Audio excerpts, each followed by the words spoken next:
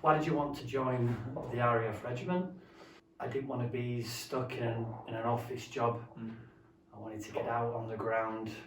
I always wanted to join the military. I've got family history of it, and growing up I didn't really know which I wanted to do, so I went to college, did public services, and then I did a look at life course with the regiment and basically felt like that was for me, looked into what they were doing and wanted a bit of a challenge, so that's what I went for. Yeah, I think good for me as well as part of something a bit bigger than yourself as well, you know, helping people out and doing your part, I guess. How long did it take for your application? Mine was really quick. I sent my application off on the 2nd of September last year, and then I managed to get onto phase 1 at the end of February, so I managed to get through the system quite quick, very easy. I had loads of people like guiding me through what I need to do. They really didn't know what I was doing or where I was at, so I found it was pretty good, to be fair. Yeah. About 7 months it took me for the paperwork to go through. But I think that's generally about standard. Yeah, I think it is, because it takes a while to get in, do papers and, you know, do PGCE and all that kind of stuff as well. From actually walking in. Yeah, getting through the door. Yeah. So I've completed my phase 1 training, basic training at Holton, and my phase 2 regiment training here, all within a year, so quite quick, about 6 months it's taken me. How did you find the selection course? I found it a little bit difficult, but that's only because I was in full-time work before, so to get to selection course you have to be training, you have to be doing your mile and a quarter to get up to the speed. So I found that just because I didn't have time for the fitness. Yeah. I thought it was good, obviously very challenging, it's got to be, because you're you know, becoming a soldier for the RAF essentially. You have to do a bit of training for it, don't you? Yeah, a little bit nervous to start off with, but once you sort of get started and get to it, it's okay. It's good to get you into it though, isn't it? Do you know what I mean? Because when you come in, you don't want to be at a rubbish fitness level, do you know what I mean? Yeah. It's good to get you running and get you training beforehand. I thought the course was a lot more challenging than I was expecting. I didn't expect an easy ride, but there were certain aspects of the course, especially physically, where I felt like I could have prepared myself a little bit better.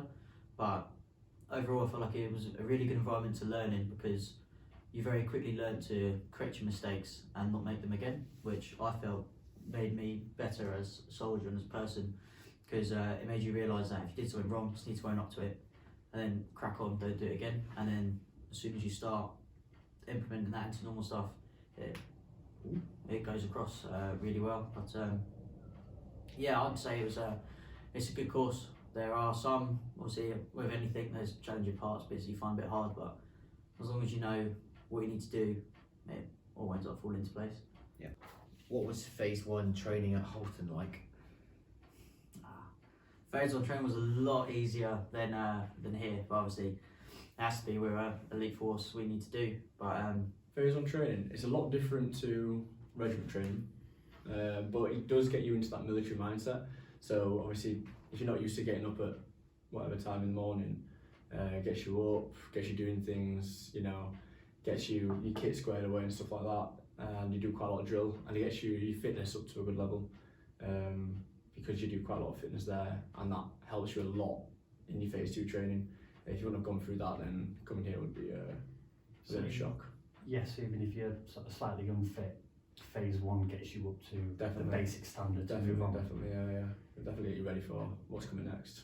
it's more of the very basics, like how to do your kit, an introduction to military fitness, military way of life, and then I wouldn't say it's really challenging. It's more getting out of the civilian mindset and into a military mindset, but it's definitely nothing to be worried about, I'd say. Yeah, it's just 10 weeks introducing you to military lifestyle, really, isn't it? Just you know, getting you out of that civilian mindset, and then you feel like you're a part of the military, so it's good. What was the hardest part of phase 1? The hardest part of phase 1 for me was probably the start, just learning to iron and the early morning wake ups, because before I was just at sixth form and like my sleep and stuff. Hardest part of phase 1 was probably getting good at ironing. Yeah. Honestly, if you haven't ironed before, you have to get your kit up to a good standard, but you've got plenty of time to do it. But especially when you're first starting. I got stressed out a lot with And ironing. it's not a going out standard. It's No, you're it's, being inspected. yeah, standard. military standard. The hardest part for me was turning the kit round. So when you first start getting all your kit all muddy and dirtied up and having to get it ready for the next day. Now obviously it's nowhere near as much of a challenge, but when you first get into doing it, kind of blows your mind a little bit. You don't realise how long these things can take or what you need to do. But that and early mornings, obviously going from a civilian working a normal job, kind of in control of when you go to bed, when you go up, whereas getting into that place you have to do what you're told, wake up at a certain time, get a kit done for a certain time, and sometimes if you're not on top of it, it can get a bit overwhelming, but you still learn to sort that out. What was the best part about phase 1? Probably meeting people that are going into different trades, because obviously you've got your mindset of what you want to do, how far you want to go, and going through the process you don't really look much into the other trades. You know what you want to do and you go through that, so it's quite nice to go to phase 1 and talk to the other people and figure out what they want to do, what their mindset is on things, and compare what like training you did before and stuff like that. Pretty good. Yeah, I'd say the same. I'd also say meeting new people from all across the UK, so Scotland, Wales, different parts of England. It's just good to meet new people, see their background, see where they're from, and just like integrate yourself with your whole flight, which is what you're a part of at phase 1. What was phase 2 training like? Phase 2 is definitely quite a large step up from phase 1, but obviously it comes with the nature of the job. Like our job is protecting air assets and the ground around it, so you need to be a lot more mentally and physically robust to do it, which Horton doesn't really prepare you for. Physically as well, your fitness levels have to be a lot higher in this job for the natural aspect of what you're doing, closing down an enemy and all stuff like that. You need to be physically robust enough to actually manage to complete that task. But yeah, kit wise, you've got a high level of high standard here, so there's little things you can get away with at your phase 1 training. That's out the window. You've got to do everything by the book, everything properly here, and just play the game really. But it all works out in the end. Phase 2. As the regiment from the phase 1, it's a world away, because our trade is at sort of the fighting edge, so we have to be definitely more aggressive, more fitter than a lot of the other trades. Definitely. So a lot more is expected of us. Fighting fit is a word I've heard a lot. Training, there's some highs, some lows. Definitely live field firing. That was a Doing high point. definite high point. That's going. Doing a section attack with GPMG rounds. Sort of, I think at night time was the best part. You can see the tracer rounds. You're doing a section attack, and the tracer rounds are going over your head. Yeah. And that's just like, this is good. Yeah. It's hard to adjust from phase 1 to phase 2, especially when you go from field exercises. There's nothing that can quite prepare you for that. No. But if you grizz it out and you've got that mindset, you can keep going. And it's all down to you at the end of the day.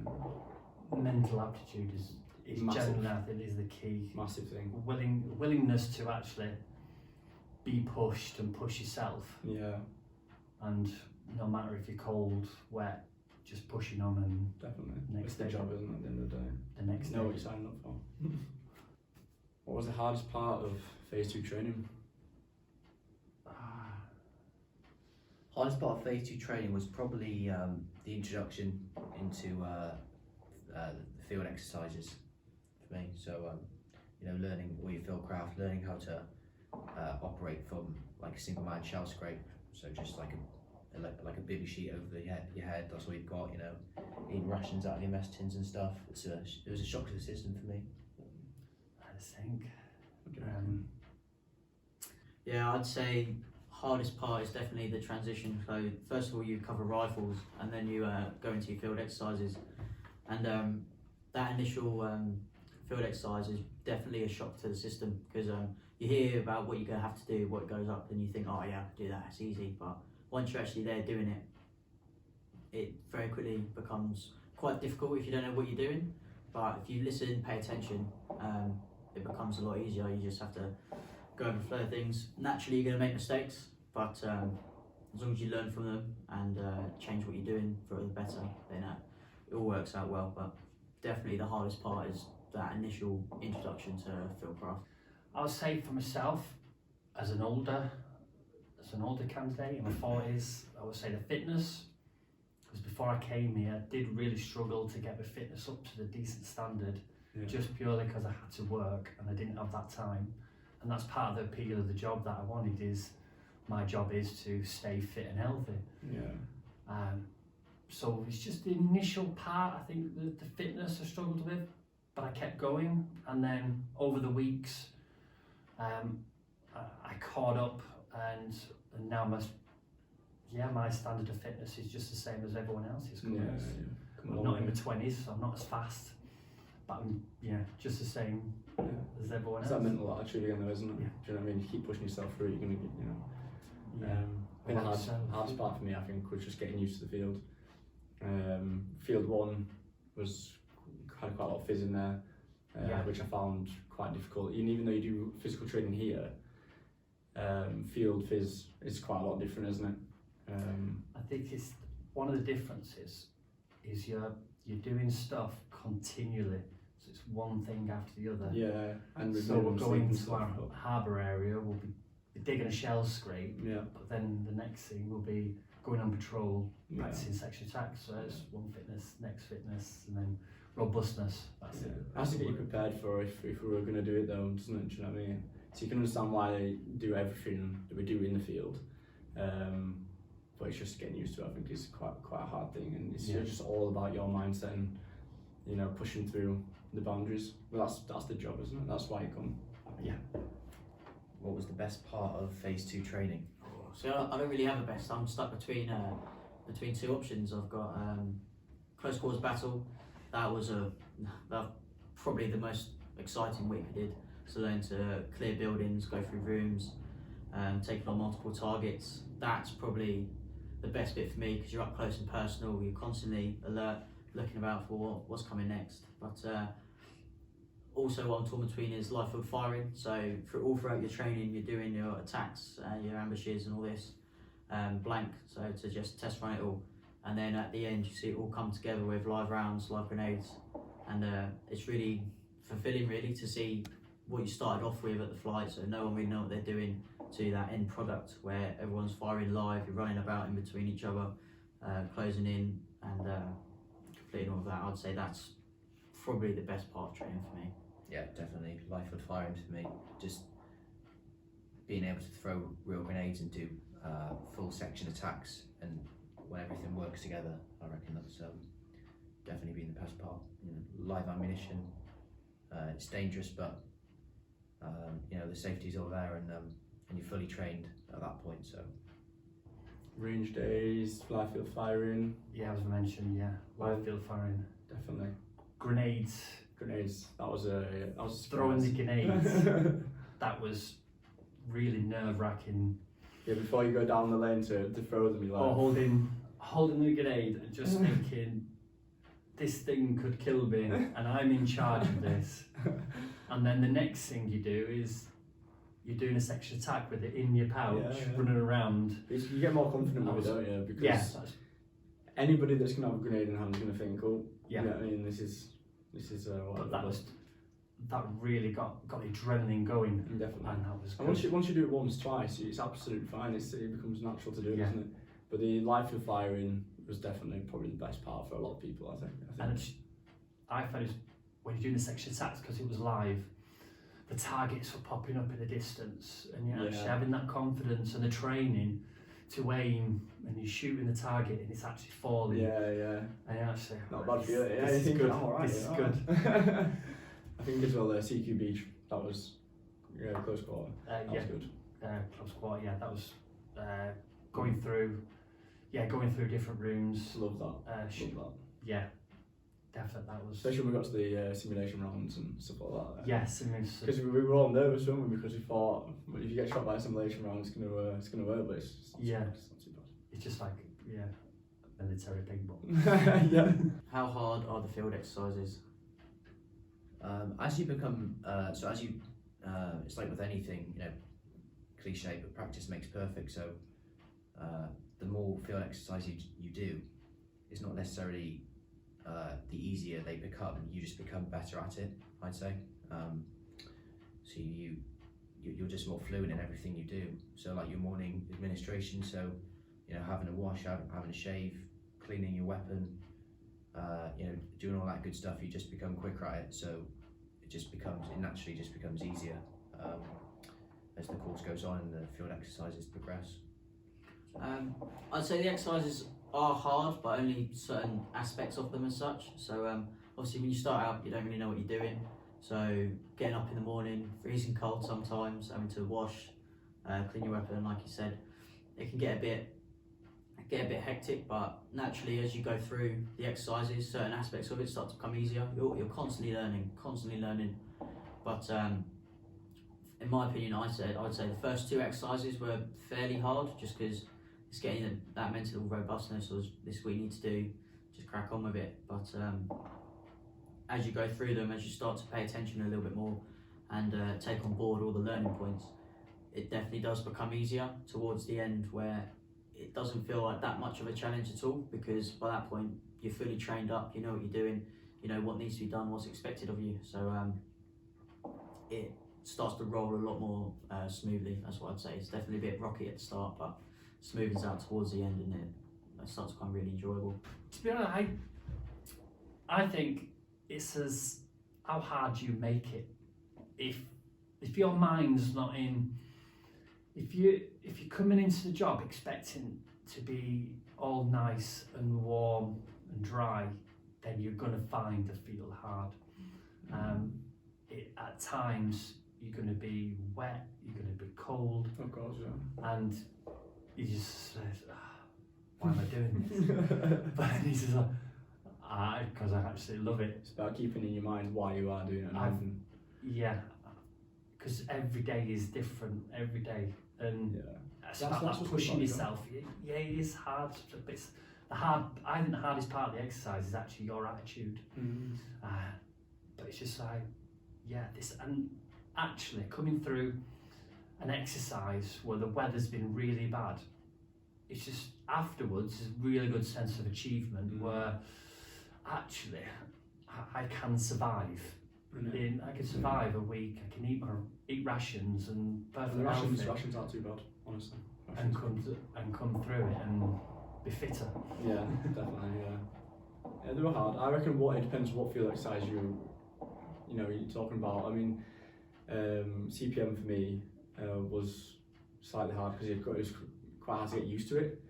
And I struggled a bit there, but you have so much practice and stuff on it that eventually you get competent and you get through.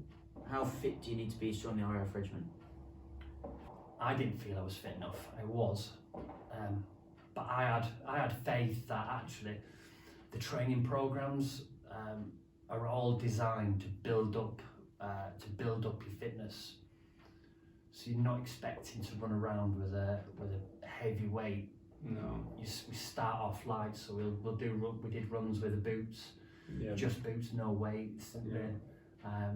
Everything is progressive. Yeah. You don't have to come in as an athlete or the fittest person you'll be, because you're going to come out the fittest person you're going to be, because they'll train you to be the fittest. Yeah. It's not like you have to come in and think, I can't do 10k in under a certain time or whatever like that, because you will progress throughout this training, and that's what it's all about. You don't think you're going to come straight into phase 2 and they're going to expect you to do this, that and the other.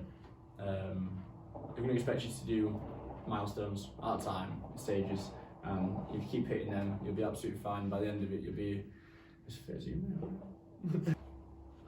Having that good basic level of fitness is always good.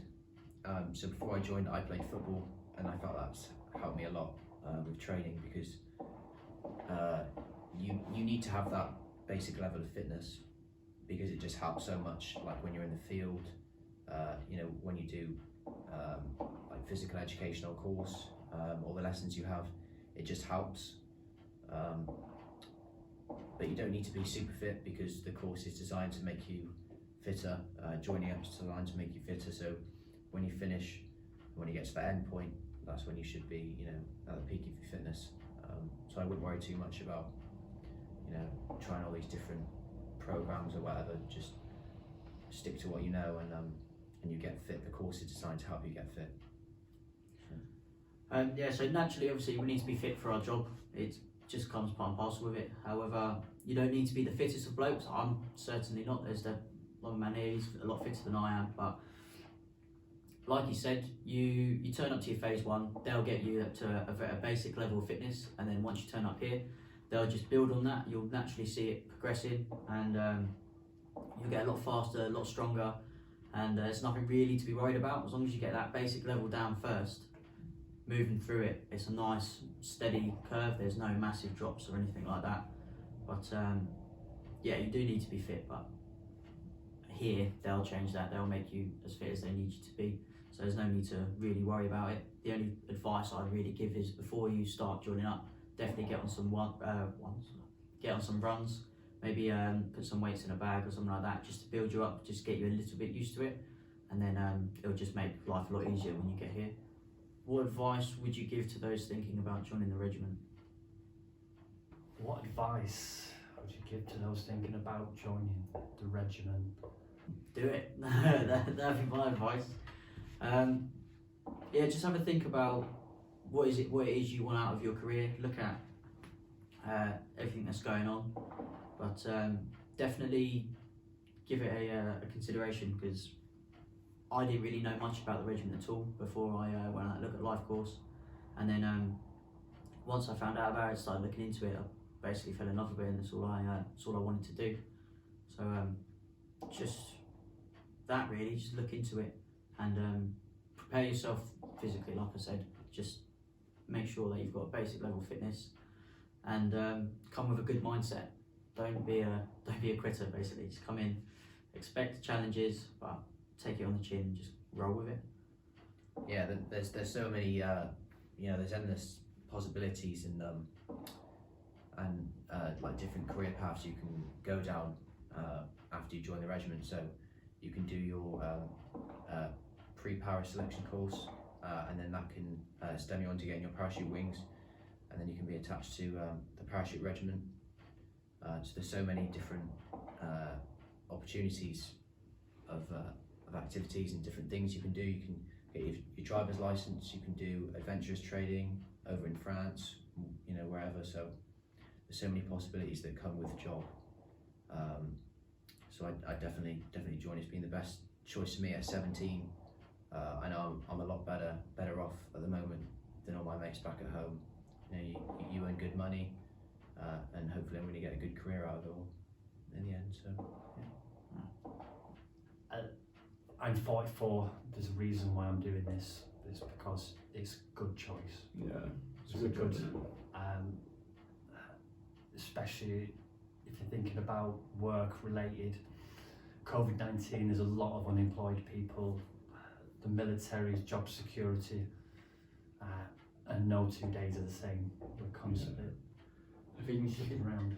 know what you're joining as well. So don't think it's going to be easy. It's not going to be easy. It's just going to be hard. You need to do research and know about the squadrons that they've got going, what you can specialise in doing. Make sure you gen up as much as you can before you get here, and make your decision. As I say, we made a decision to come, and it's working out well. So, and where are you posted to? So posted to QCS, which That was is your first choice? the first choice. There's ceremonial duties, so guarding outside Buckingham Palace. As I mentioned, the variety of work that the regiment gets involved in is vast, and that's one of the good things. Yeah. I'm looking forward to starting in January, RAF Northolt. So I'm looking forward to. I'm going to 34 Squadron, and that is Leaming in North Yorkshire, and I'm from Yorkshire, so it's good for me. That was my first choice as well, and that's working on armoured cars and stuff like that, so hopefully I can be doing a machine gunner course, which is exciting, and yeah, I can't wait to get started, and that's starting in January as well, I think. So, yeah. In the new year, I'll be moving up to 34 Squadron, which is up at RAF Leaming. So they're armoured, so I get to go on the vehicles, do my top cover, learn how to use GPMGs. So really looking forward to it. Yeah, I'm posted to 63 Squadron, which is the Queen's Colour Squadron based at RAF Norfolk in London, and their QCS is the RAF's continuity drill display team. So they travel all across the world, do really good drill displays. You know, you have the opportunity to travel to Canada, America, do England games. So before the match starts, for example, you do a drill display. I reckon it'll